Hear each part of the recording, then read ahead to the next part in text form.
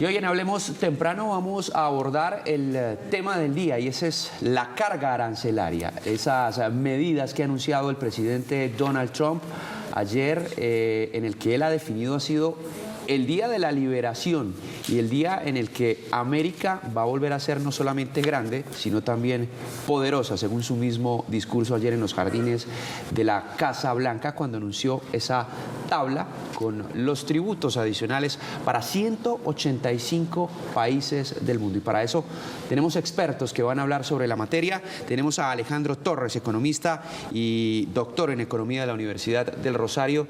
Muy buenos días y gracias por acompañar esta conversación en Hablemos Temprano.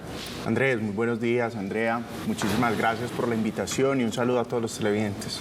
Bueno, ¿cuál es el impacto inicial en el mundo el día de hoy? Por lo menos las bolsas amanecieron como tambaleando en el sentido de las empresas, incluso de los Estados Unidos. También. Porque muchos dijeron, esto va a impactar al mundo, pero inicialmente está impactando justamente a esas multinacionales que tienen presencia, por ejemplo, en China, donde ya hay una carga arancelaria muy alta. Así es, Andrés. La verdad es que esta es una medida que no le conviene a nadie. No le conviene a Colombia, no le conviene al resto del mundo, porque en general todos los países tienen por lo menos un arancel mínimo del 10% después de la orden ejecutiva del presidente Trump, pero tampoco le conviene a Estados Unidos. Estados Unidos es uno de los mercados más grandes del mundo, uno de los mayores importadores del mundo, y esto entonces lo que va a hacer es que al final del día Estados Unidos va a comenzar a ver una desaceleración en su demanda y un aumento de los precios. Entonces al final del día no le conviene a nadie, y eso es un poco lo que están reflejando las bolsas, lo que reflejaron las bolsas en Europa, en Asia, y estamos esperando que abra Estados Unidos y que abra Colombia, y seguramente vamos a ver los mismos efectos o efectos muy similares después de este anuncio del presidente Trump. Es decir, profesor, que ese argumento que tiene el presidente Trump, que dice vamos a hacer grande América otra vez, vamos a ser recíprocos con lo que nos han hecho durante toda la vida, ese discurso que más parece un mitin político que una medida económica, eso no es cierto. O sea, eso para la economía de los Estados Unidos no va a ser bueno. Los que apoyan a Trump ciegamente van a sentir los efectos en su bolsillo. Sí, la verdad es que tenemos que entender un poco qué son los impuestos y a qué juega el presidente Trump. El presidente Trump tiene un discurso muy fuerte, tiene un discurso muy de hacer América grande nuevamente, tanto en su primer gobierno como en este segundo gobierno.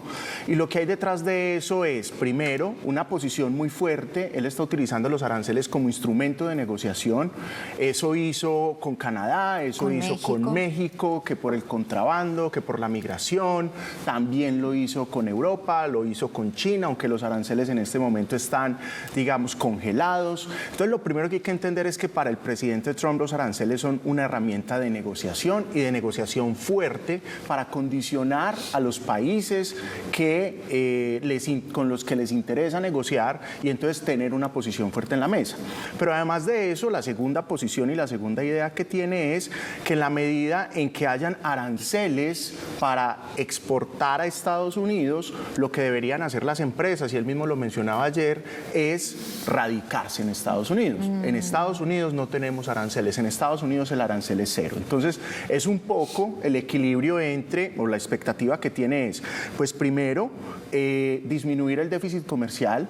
Segundo, recaudar. Él espera recaudar. Las expectativas que tiene son 6 trillones de dólares anuales con estos aranceles. Realmente es una cifra bastante exagerada. Y tercero, que hayan más empresas que decidan radicarse directamente en Estados Unidos, que no necesariamente es bueno porque la economía de Estados Unidos no puede producir todo lo que necesita. Sigue necesitando del mundo. Y que no pasa de inmediato. Y no va a ocurrir inmediatamente, exactamente. Entonces lo que van a empezar a ver los consumidores norteamericanos es que muchos de los productos que consumen normalmente pues van a empezar a aumentar su precio, y eso va a generar presiones inflacionarias, y eso probablemente va a golpear la economía. Eso va a pasar en Colombia, y se lo pregunto por lo siguiente. Hay una particularidad en esa tabla que presentó él ayer. Claro, ataca a las grandes potencias, ataca a China, ataca a Japón, ataca incluso a la Unión Europea, pero hay países que a muchos no les suenan. pero si uno se va al trasfondo, entiende que la mano de obra en esos países es muy barata y que esas multinacionales tienen sus empresas afincadas allí. Caso Camboya, Laos, entre otros, donde la carga tributaria está por encima del 40%. Esto va a impactar la economía colombiana porque muchos de esos productos llegan desde allá. Sí, digamos que hay varios efectos que tenemos que tener en cuenta para empezar a revisar ya el caso colombiano. El primero es que el mercado de Estados Unidos para nosotros representa el 30% de las exportaciones. Estamos hablando de que en el año 2024 Colombia exportó cerca de 50.000 millones de dólares, de los cuales alrededor de 14.000, un poco más, se fueron para Estados Unidos. 30% de lo que nosotros exportamos se va para Estados Unidos. Es un mercado muy importante para nosotros. El presidente Petro en algún momento dijo, vamos a reemplazar este mercado y lo vamos a hacer rápidamente. La verdad es que no es sencillo, no es estratégico pensar. Tenemos que pensar en diversificar mercados, pero no es sencillo. Recuerden, por ejemplo, en el año 2008-2009, cuando se cerraron las relaciones comerciales y diplomáticas con Venezuela, que era nuestro gran mercado, los empresarios colombianos hicieron un esfuerzo gigante por buscar nuevos mercados y lo lograron. Pero era un mercado en comparación, se demoraron muchos años y era un mercado mucho más pequeño que el de Estados Unidos. Entonces lo primero es, vamos a tener que aprender a vivir con un arancel del 10% y a desarrollar estrategias. Lo segundo que va a ocurrir derivado de esta medida es que seguramente se van a empezar a dar reconfiguraciones, lo que actualmente llamamos nearshoring. Estas empresas que están en Laos, que están en Camboya, que están en Vietnam, aprovechando la mano de obra barata que hay en estos países, pues probablemente lo que van a empezar a buscar es países que tengan menos aranceles y que estén más cerca del mercado norteamericano. Y ahí es donde podemos... Latinoamérica. Ahí está Latinoamérica. Entonces ahí es donde podemos empezar a decir, en medio de todo esto, pues tenemos que empezar a buscar oportunidades. Y esa puede ser una oportunidad interesante para nosotros, si somos capaces de ser competitivos en términos de mano de obra y de ser competitivos en términos de logística. Pero eso no contrasta un poco con la política, bueno, y se lo voy a poner en términos nacionales, de Colombia. Hoy se está luchando por una reforma laboral y eso evidentemente va a encarecer la mano de obra colombiana. Entonces, digamos que eso contrasta, o sea, no seríamos competitivos en ese aspecto. Claro, y eso es una de las cosas que se le ha cuestionado a la reforma laboral, que la reforma laboral lo que quiere es regular mercados modernos, mercados laborales modernos que tienen unas dinámicas muy distintas, pero con las medidas y con las políticas de los años 50 y de los años 60. Entonces, eso no solamente es anacrónico, perdón, sino que además puede hacer que perdamos este tipo de oportunidades. No es esclavizar la mano de obra, pero tampoco es perder competitividad porque tengamos unas regulaciones que finalmente sean tan rígidas que hagan que no sea atractivo venir a buscar el país. En el mercado hay que ser competitivos. Definitivamente. Se me quedó una duda de ahorita que le estaba poniendo el ejemplo de los países con mano de obra más barata y es la preocupación con la que muchos amanecen el día de hoy. De pronto no en términos económicos o macroeconómicos, pero el consumo, la compra, ¿se van a encarecer las cosas en Colombia? Sí, se van a encarecer porque nosotros somos grandes importadores. Claro. Nosotros exportamos muchos commodities, ahí hay otro reto importante. Nosotros tenemos que dejar de exportar commodities, tenemos que dejar de exportar productos, materia prima. Nosotros fundamentalmente exportamos café, ahí hay un reto gigante para el sector cafetero y para Antioquia especialmente. Antioquia es el principal exportador cuando ya miramos en términos de departamentos hacia Estados Unidos.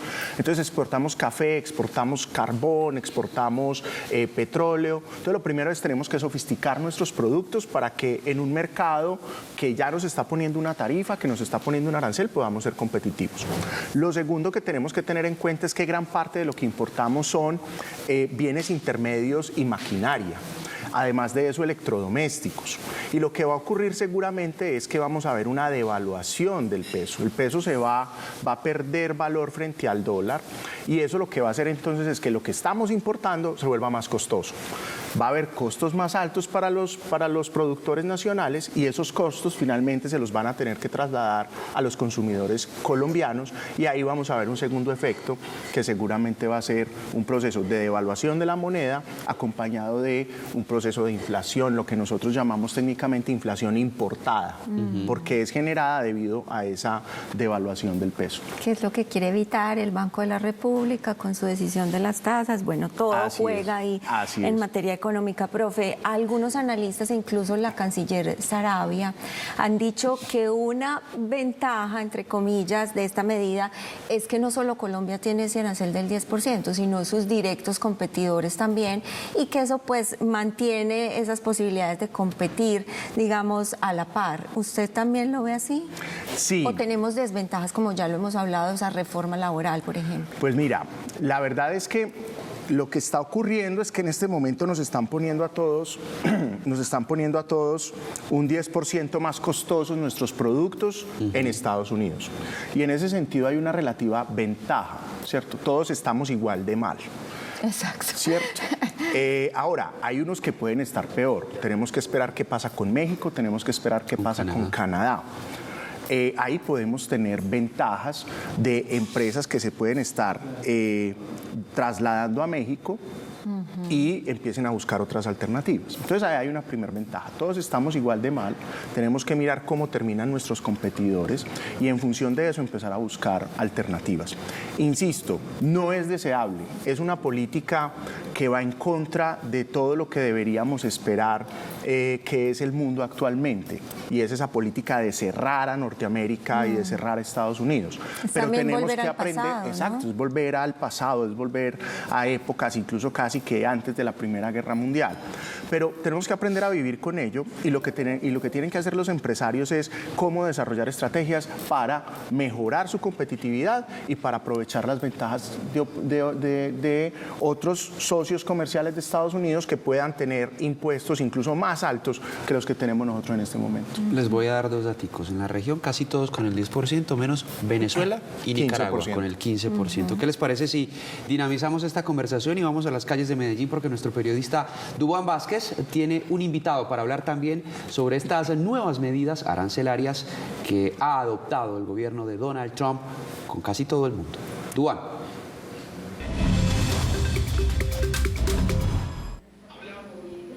Andrés, y es que continúa la incertidumbre, sobre todo de los empresarios y también de los antioqueños, que en este momento exportan anualmente más de 2.400 millones de dólares, porque Estados Unidos representa nuestro principal socio comercial con un 31% de las exportaciones. Precisamente nos encontramos con Freddy Pulgarín, que es el vicepresidente de Desarrollo Empresarial de la Cámara de Comercio de Medellín para Antioquia. Vicepresidente, ¿cómo toman ustedes esta medida anunciada por el gobierno de Estados Unidos? Bueno, la tomamos primero con mucha cautela, porque pues habrá que esperar a ver qué pasa al final con todos estos aranceles cruzados a nivel internacional, pero de entrada la tomamos con preocupación también, porque obviamente nuestro principal mercado de lejos frente al segundo mercado, y las exportaciones que llevamos a este país son cuantiosas y se ven en riesgo con esta medida, obviamente, del 10% que se está poniendo de manera global, entendemos. Pero como te digo, hay que esperar a ver qué pasa con los aranceles, los efectos cruzados de tanto arancel que están poniendo, porque ahí pueden surgir algunas ventajas relativas, pero todo eso está por verse. Claro, vicepresidente, se habla de que una ventaja es que a todos los competidores se les pone el mismo arancel, pero también ¿qué podría pasar con la demanda? Los importadores estadounidenses podrían determinar de pronto buscar otro tipo de productos para reemplazarlos al ver el aumento de esos costos. Claro, ahí digamos, por eso puede darse un tema de ventajas relativas, porque por ejemplo un tema como el café, para poner un ejemplo, que ya lo han mencionado en varias ocasiones, que es un producto tan importante para nosotros y donde Estados Unidos es un mercado tan importante, particularmente para Antioquia. Puede pasar que, por ejemplo, Vietnam, que es nuestro gran competidor, uno de los grandes competidores, tiene un arancel mucho más alto que el de nosotros. El otro competidor es Brasil, que tiene un arancel igual de nosotros. Entonces ahí puede darse una ventaja relativa. Lo que pasa es que hay que esperar, porque dependiendo de cómo se den las cosas, eso no se da de todas maneras de manera automática. Hay que mirar a ver qué capacidad tenemos de respuesta, hay que mirar temas de preferencias del mercado norteamericano. En fin, entonces habrá que esperar. Vicepresidente, muchas gracias. Hay que señalar entonces que en todo el país se exportan alrededor de 14.000 millones de dólares anuales, y Antioquia, sobre todo, sus principales productos son oro, banano, café y también aguacate. Por ahora está la información. Andrés, continúe con más noticias. Telemedellín, primero, aquí te ves.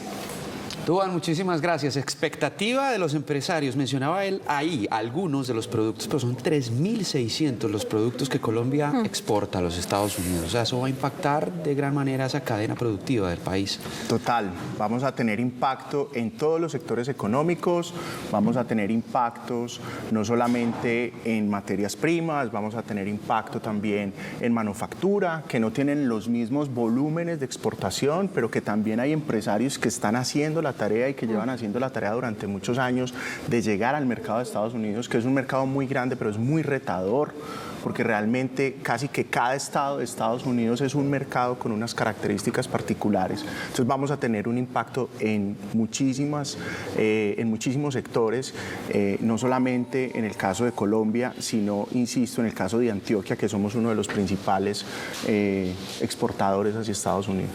Ya para finalizar, profe, desde Analdex, su presidente Javier Díaz dijo que es necesaria una proyección diplomática muy importante. ¿Eso basta? ¿Eso es necesario? ¿Y usted cree que Trump es un hombre dispuesto a negociar diplomáticamente? La verdad es que cuando uno se sienta en una mesa de negociación tiene que saber cuál es su posición. Y nosotros estamos en una posición de desventaja para negociar con el gobierno de Estados Unidos y el presidente Trump lo sabe.